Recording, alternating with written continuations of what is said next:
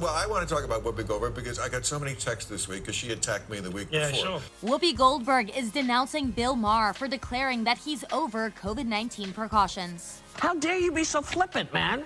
On Friday's broadcast of his long-running HBO show Real Time, Maher said, quote, "I am done with COVID. I'm done." So everybody was like, oh, Bill, I get you're enjoying the karma. First of all, I'm going to talk about this at the end of my show next week, teaser. But there is no fucking thing as karma, okay? Get over that. Whoopi attacks me on a regular basis. She says stupid shit on a regular basis. It just happened to coincide. But can I just say this? I had on last week Ira Glasser, former longtime head of the ACLU, talking about free speech. Whoopi Goldberg, who, by the way, I hope is still a friend. We can disagree with each other. Should not be canceled or put off her show, as much as I totally disagree with her crazy statement. Free speech. She should be there. She shouldn't get a timeout.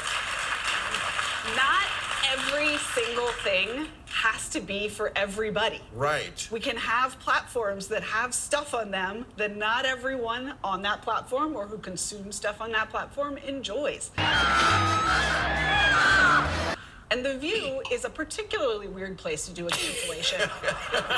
It's called The View? It's called The View. It's not called The Facts. Yeah, but isn't it interesting that it's called, I mean, I don't think they meant this when Barbara Walters invented it a long time ago, but it's The View. Well, Forget it, he's rolling. That's the problem in America. But There is one view, right, and one that's clearly true opinion, and everybody else can go sit in the corner. Certainly there's been some much covered internal politics on that show, but I do think that, you know, there is space. Even that show does have space. When Whoopi said what she said, there was quick pushback from other panelists. They were like, oh, I don't know. Actually, I think that might not be right. That's it. Mission accomplished. We talked about it. Can we just understand that part of our sorry racial history in this country? Danger, Will Robinson. Danger. No, Will Robinson. Is that the point of view from a black person is often going to be very different and sometimes shocking to a white person. I pulled the quote from when Whoopi defended Michael Vick. Remember Michael Vick was the football player who was electrocuting dogs? And I'm a lifelong PETA board member. You know, also someone who believes the Nazis were very racist. Okay. Oh, yeah. But here's what she said about Michael Vick. He's from the South. This is part of his cultural upbringing. For a lot of people, dogs are sport. Instead of just saying he's a beast and he's a monster, this is a kid who comes from a culture where this is not questioned. Okay? You see the point here? We're not twins. Again, I don't agree with her on Michael Vick, but we grew up in two different worlds, which the white people imposed upon the black people. They are going to sometimes have a very different opinion. And the answer is not to make them sit in a corner. Nobody puts baby in a corner. For 2 weeks. That is insulting.